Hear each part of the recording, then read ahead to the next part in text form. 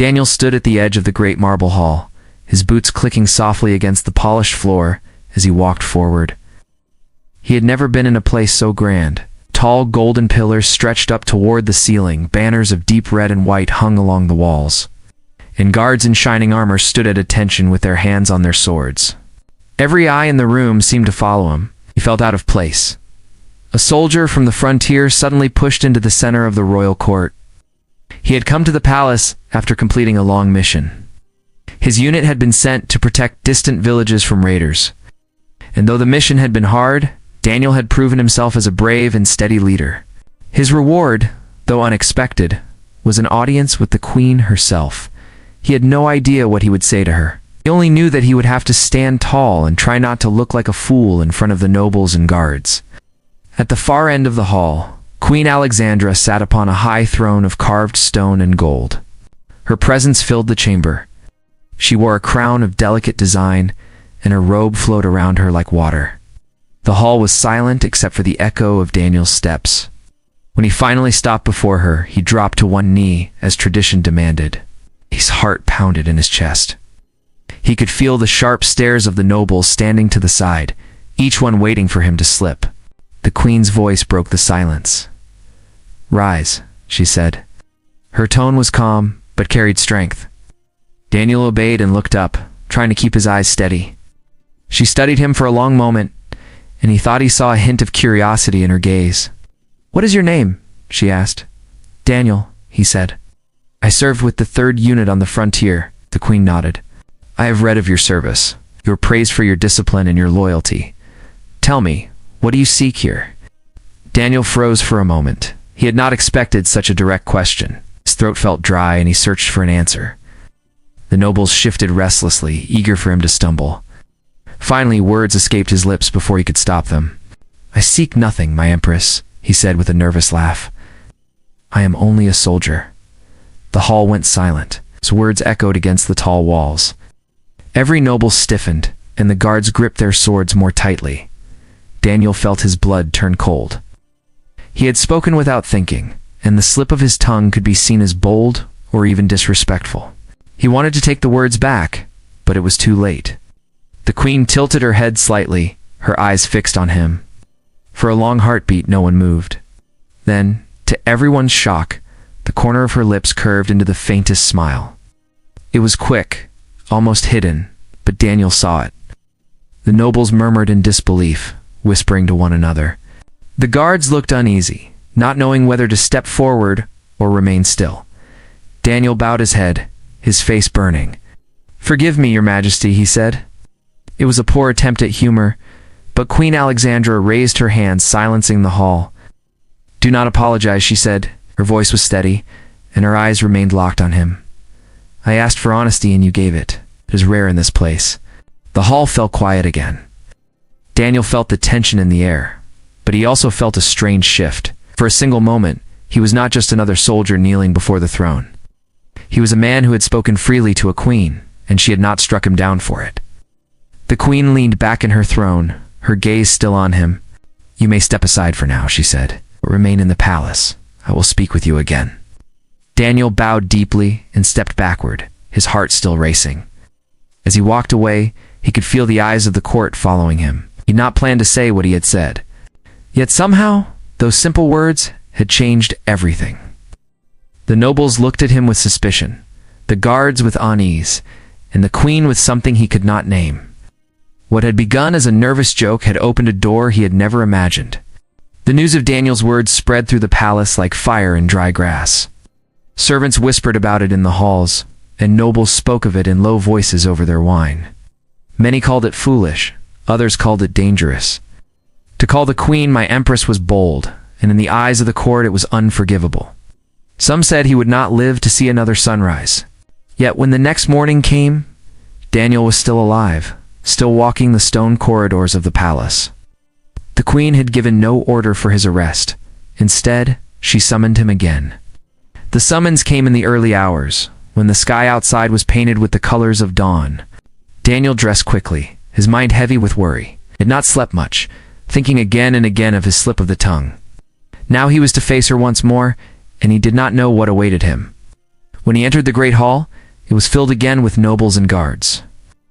Their eyes followed him with cold judgment, but Daniel walked forward with steady steps. His boots rang against the marble floor until he stood once more before the throne. Queen Alexandra sat high upon it, her face unreadable, her crown catching the morning light. One of the nobles stepped forward and raised his voice. "Your Majesty, this man insulted you, spoke as if he were your equal. Such insolence cannot be allowed." His words were sharp, and many in the hall nodded in agreement. The guards shifted, ready to move at a signal. Daniel's chest tightened, but he kept his head high. He did not speak. He waited for her judgment. The queen raised her hand. At once the noble fell silent, and the hall stilled. Her eyes moved from the noble to the guards, then finally to Daniel.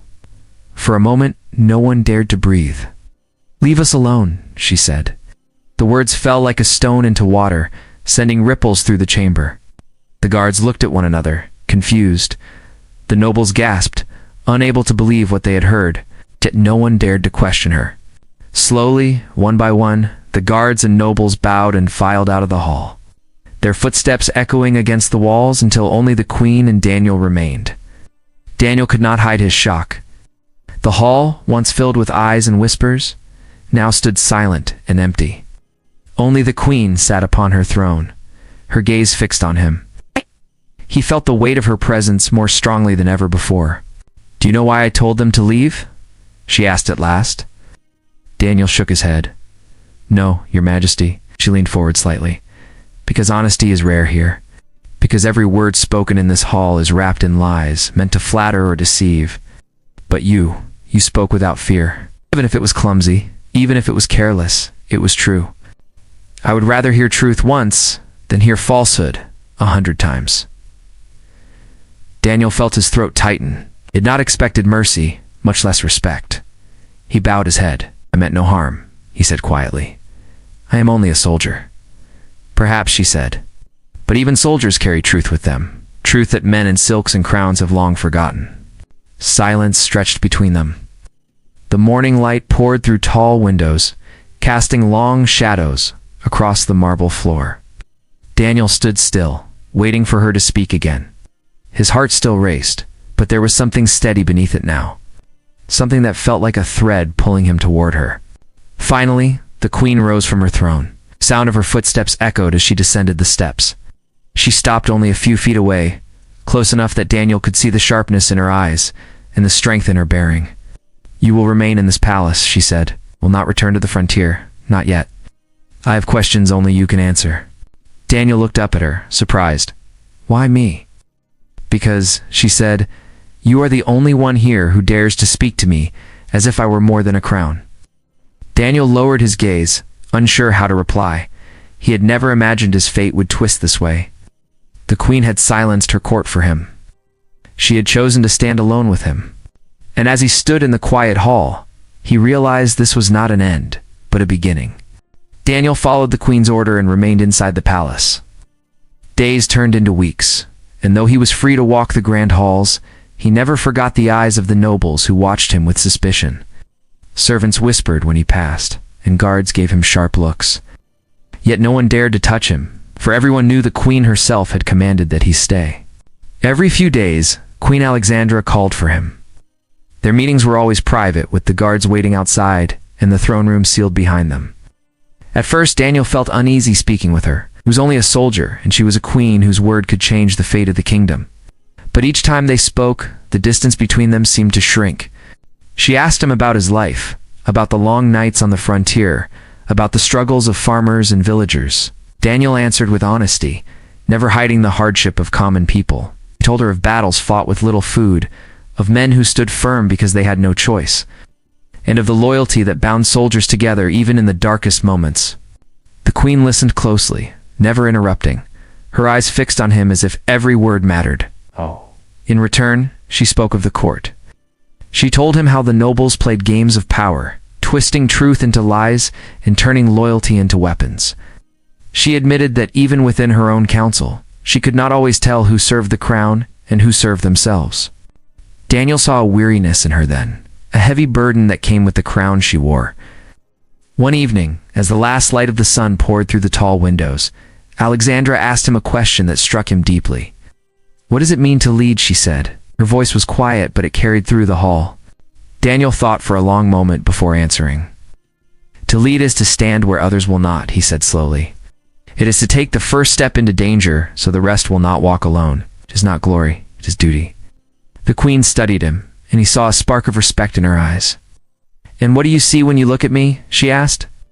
Daniel hesitated. It was a dangerous question, but he could not lie. "I see a woman who carries the weight of many lives," he said. "But I also see someone surrounded by people who want to use her for their own gain." Her gaze lingered on him for a long moment. Then, to his surprise, she gave a small nod. "You speak as if you have no fear." "I have fear," Daniel admitted. "But I will not hide it behind false words." That night, their conversation stretched longer than ever before. They spoke not as queen and soldier, but as two people searching for truth in a palace filled with lies. For the first time, Daniel felt that she trusted him, not because of his rank, but because of his honesty. But outside the throne room, the court grew restless. Nobles whispered about the queen's strange interest in a common soldier. Some feared he was gaining influence. Others feared he might use her favor for his own rise. Envy spread quickly, and plots began to take root in secret corners of the palace. Daniel noticed the change. Servants avoided his eyes. Guards no longer stood at ease when he passed, but watched him closely, their hands resting on their swords. He knew he was being marked, but he also knew that stepping away now would betray the trust the queen had placed in him. One afternoon, as he walked the garden paths within the palace walls, he heard two nobles speaking in hushed tones. They spoke of removing him, of ensuring that the queen would no longer waste her time on a soldier. The words chilled him, but he kept walking as if he had heard nothing. He understood now that staying by her side was not without danger. Later that evening, when Alexandra called him again, Daniel entered the hall with a heavier heart. She noticed it at once. "Something troubles you," she said. He met her eyes and nodded. "They do not trust me. They will move against me." The queen stood, her voice calm but sharp. "Let them try," she said. "They forget that I am the one who commands here, not them." Daniel felt the strength in her words, but he also saw the storm that was coming. Their bond was growing, yet so was the danger. And as he bowed before her, he knew that the days ahead would test not only his courage, but her power as queen.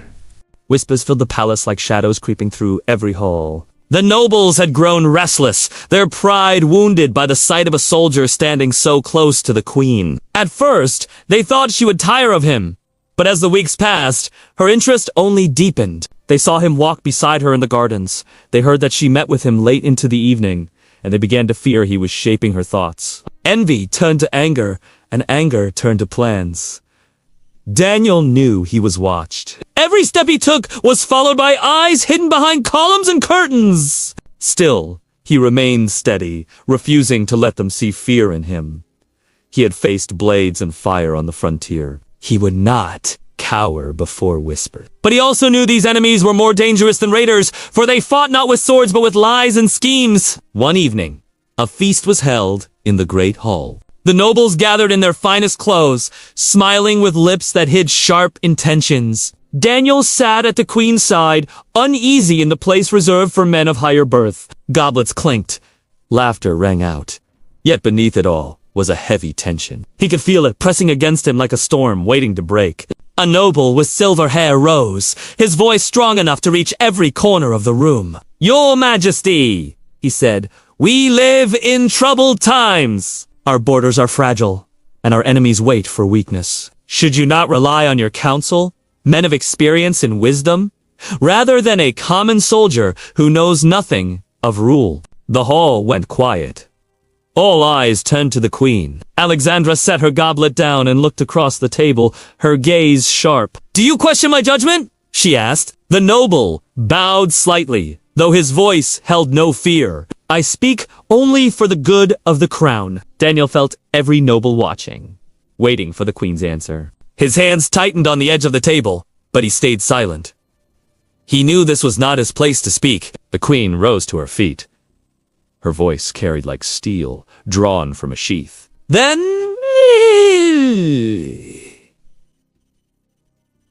Then hear me clearly. This soldier has shown me more truth in a handful of words than this council has given me in years. He has no wealth to gain, no titles to claim, only the courage to speak without lies.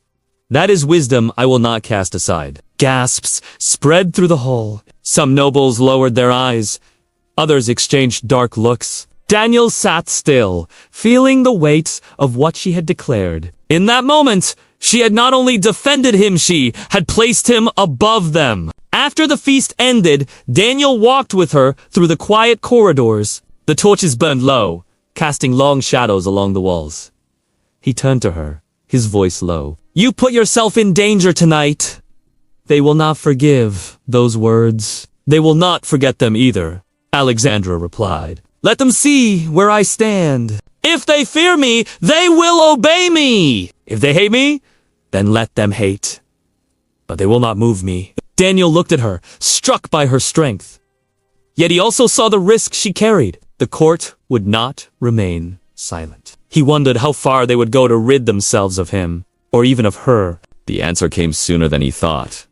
A few nights later, as he walked alone in the gardens, shadows slipped from behind the hedges. 3 figures stepped forward, blades glinting in the moonlight. Their faces were hidden, but Daniel knew at once who had sent them. You should never have come here, soldier, one hissed. Daniel reached for the short blade at his side. His heart pounded, but his stance was firm. He had faced worse odds before. The fight was quick and fierce, steel clashing under the stars. He managed to wound one and drive back another, but the third pressed hard. Just as the blade was about to strike him, a voice rang out. Enough. Guards poured into the garden, and the attackers fled into the night. The queen herself stepped forward, her eyes blazing with fury. She looked at Daniel, then at the guards. Find them, she ordered. Drag them before me. The guards scattered, chasing the fleeing figures. Alexandra stood before Daniel, her hands clenched. This is what they plan, she said. They will not stop until they break us. Daniel wiped the blood from his blade, his voice steady. Then they will have to try harder. I will not leave your side. The queen's eyes met his, and for the first time, she let the strength in her gaze soften. And I will not let them take you. Together, they stood in the moonlit garden, aware that the battle within the palace walls had only just begun. The attack in the garden changed everything. Rumors spread across the palace by the next morning, and every noble knew that blades had been drawn against Daniel. Some whispered that he had brought danger upon himself, others that the queen's favor for him was tearing the court apart. But the truth was clear to Daniel and Alexandra alike. The council would not stop until one of them was broken. The queen called her council to the throne room.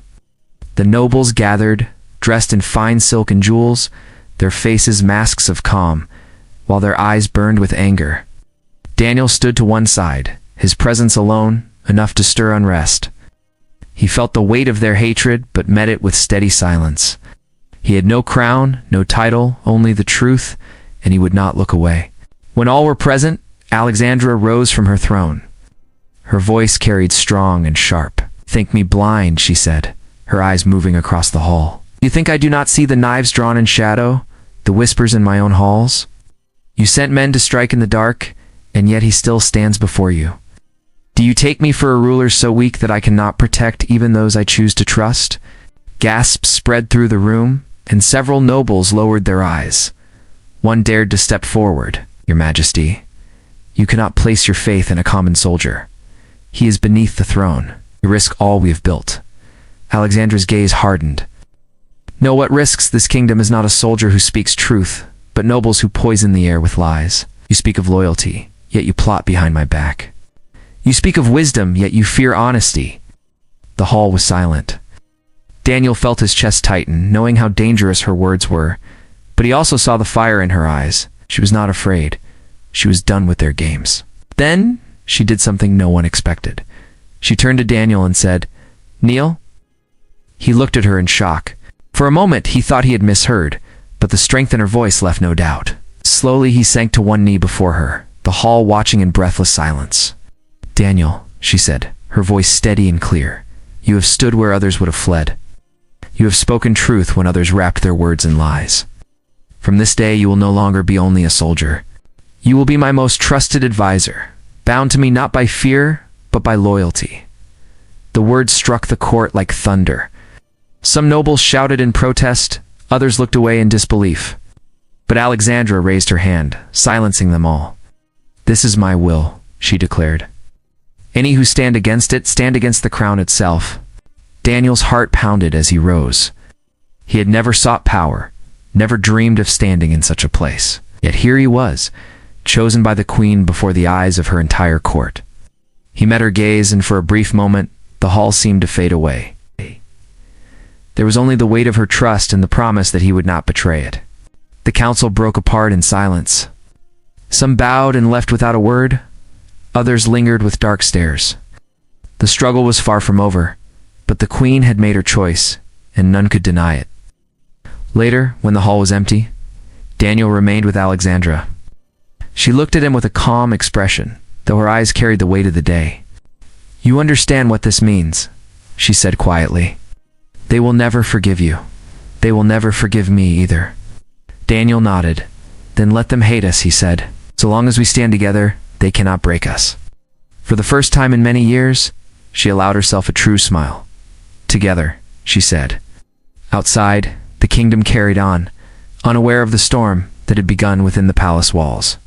But in time, the story of a soldier who had dared to call the queen his empress would spread beyond the marble halls. It would be told in villages and towns, in taverns and camps, carried from mouth to mouth like a spark in dry grass. And as the tale grew, it became more than a joke or a slip of the tongue. It became a legend, the beginning of a new chapter for the throne and the man who stood beside it.